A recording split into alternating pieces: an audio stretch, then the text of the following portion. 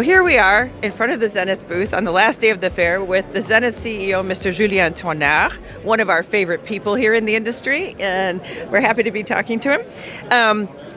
I want to talk about your new watches this year. One of the big things I've noticed, you were telling me during the pandemic that the El Primero was flying off the shelves. You couldn't keep them in stock. True. But we're seeing Defies here. Why? Because, it's time to move to another one. We repositioned Defy a few years ago very successfully. It gave me time to work on the Chronomaster with the success we know. It was launched in 2021. I did not forget the Pilot, and you know how Pilot is important to Zenith, since I really can say we have probably the biggest legitimacy. Even in the Defy lines, though, the vintage-inspired revivals are going crazy good. Yep. Can you tell me about how the week was with that? It's super important to work always on revival, but the difference is in your main collection you have to be contemporary.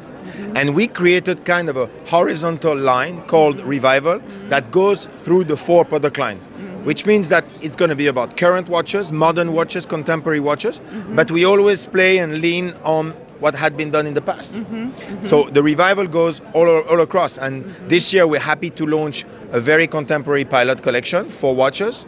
But I can already tell you that next year you will have some very cool revival coming to see where that comes from. But also what we have is a lot of modern materials here at Zenith this year. Let's talk about the reason for this.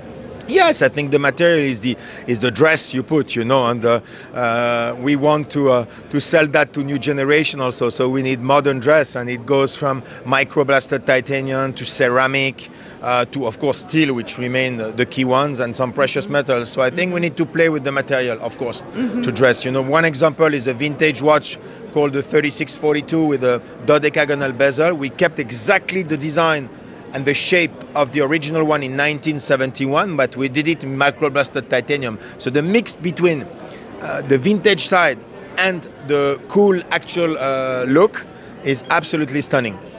And is there any one model that's experienced more popularity than the others this week? I think the comeback on Pilot has been the strongest for sure, and the one I'm wearing, which is the chronograph in ceramic with these beautiful attributes, great technique and everything. And when you tell people that our founder protected the word Pilot already in 1888, long time before the first flight, and since then we always had a strong presence in Pilot, it speaks by itself. We have a long way to go in this segment. One thing I've noticed is that you have a lot of events you do with specialized people in various industries and some really interesting ambassadors. They aren't the super big, Hollywood celebrities, which I love, but interesting people. How do these people and these events influence what you're doing in your lines? For us, it's clear. It's about awareness and desirability, and it's about getting more people to hear about the brand. Then the substance, the content of the brand is the most important. I don't believe in the red carpet effect, the simple red carpet effect. When we work with celebrities, for example, what I ask them is to be able to talk about their journey and how they basically went to reach their own star in their respective fields. So more people hear about Zenith, then we have to do a good job. If your watches are not right, if your marketing is not the right one, you're not going to sell more product, So it's more about creating more buzz around the brand. That's it. But in an authentic way. Because I already told people I don't want to do this or that because I don't feel the speech is right. I don't feel there is a real, sharing of a journey to success. And that's what I want people to be able to stand on a stage and maybe on a TED Talk format in 10-15 minutes, tell us how from a dream, for sometimes a childhood dream, they went to be successful. And that's for me a must-have. Were any of your ambassadors here this week? I know last year we had Patrick, the tennis coach here, Muratoglu. That name really kills me. Muratoglu. Oh, thank you. Did you have any of your ambassadors here this week?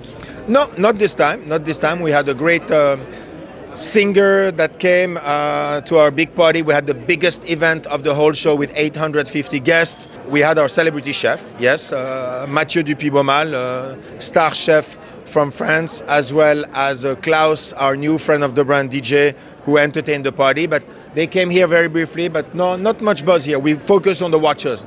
The watchers were the stars this year. Okay, excellent. And one last question. You're doing a lot for eco consciousness and so on. Yeah. I feel it's a coming topic and it's a really important one. I'm fascinated by your strap system, the ones where you're using the upcycled, exactly, the Nonasaurs. Can you tell us about that? And also, will it be used more often in your collection going forward? Yes, for sure. I think it's key. You know, you can't pretend to be a 21st century innovative brand only because you have a new mechanism, a new spiral, a new thing. A brand should be 360, and that's why we have come with a lot of initiatives. First initiatives came in the house, you know, paperless, electric cars. We just installed 520 solar panels that contribute to 20% of our electricity need. So these are concrete actions that we don't communicate, we don't publicize. Right. But for me, we had to start in our own house.